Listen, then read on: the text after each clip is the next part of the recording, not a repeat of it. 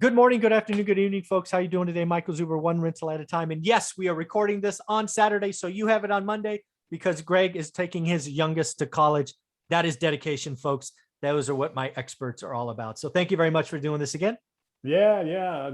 Glad to be here. And this is always a good discussion, always a good time. And yeah, I didn't know where I would be Monday and if I'd be able to pull over and do the mobile interview. So I said, you know what, we better knock this out over the weekend. I appreciate it, man. Well, one thing I want to talk about is the Fed. I think we have seen, I don't know, a noticeable change in the rhetoric around Fed watchers, if you will.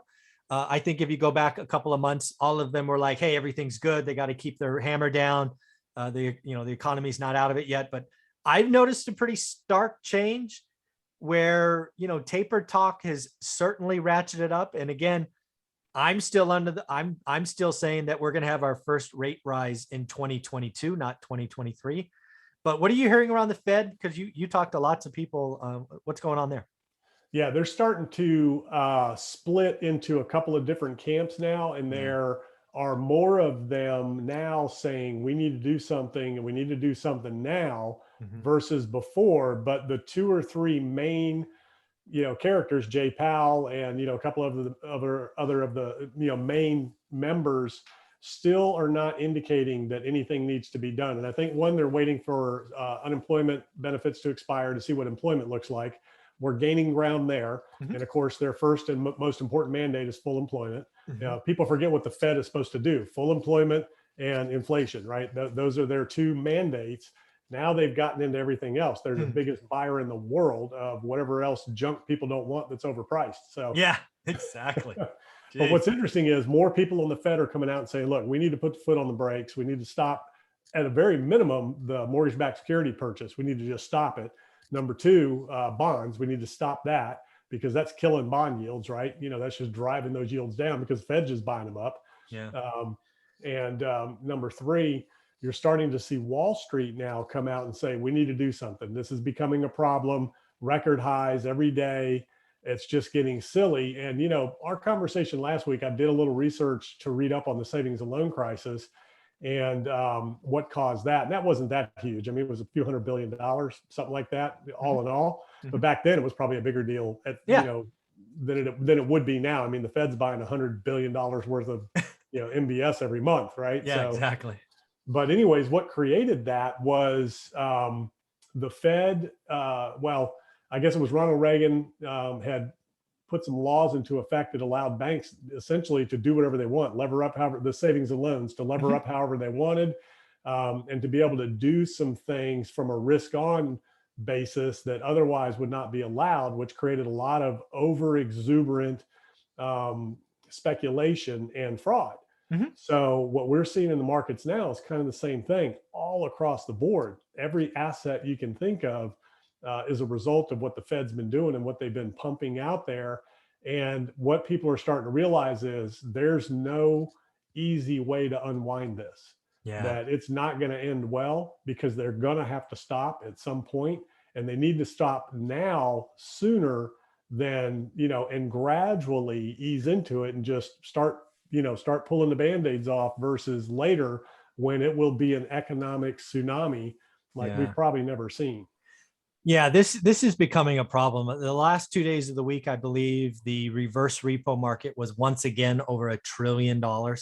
You could think basically cash sitting there getting paid something like 0.015% or something of that nature. I think it's actually 0.0015, right? It's barely above zero. But that just all goes back to Jamie Dimon's thoughts about, hey, I'm just going to start building cash. Everything is inflated. Everything is overpriced. And sure, we have inflation. And frankly, what people don't really realize, at least in my opinion, I think rates are already negative, right? If real inflation is at 5% and rates are at 2%, that's a -3. Right. So real inflation's over 10%. When you factor in the rise in housing costs, rents that have gone up, other costs of ownership of housing, not your payments because interest rates are so low, but everything else, fuel.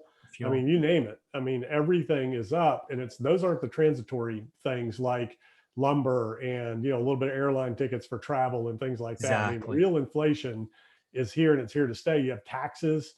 That's real inflation.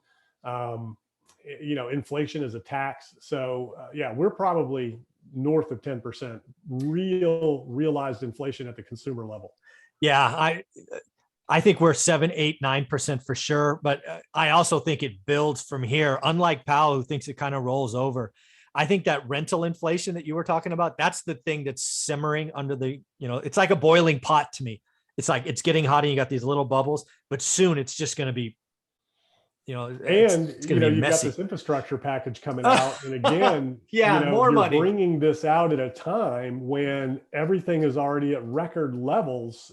So what is that going to do? They're not looking at that and saying, man, how's this going to affect inflation? Jesus. So if you think about, again, what is it, $2 trillion or however much? 3.5.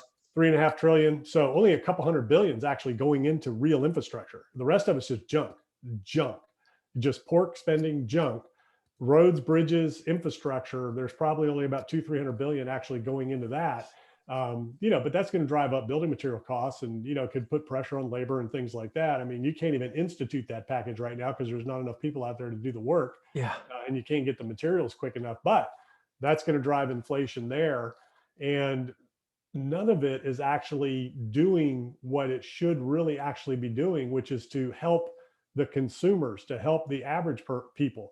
It's going into, Wall Street, corporations, things like that. I mean, none of it is going to actually do what it's intended to do, except create more inflation at the asset level. I mean, huge. Yeah, all of this spending. And again, I did some math earlier. I think we spent about $8 trillion already, or 7.5, something like that, which, oh, by the way, is about $62,000 per family unit. I mean, that's just unfathomable. And oh, by the way, with another 1 trillion and then 3.5 trillion, we're talking about another 42.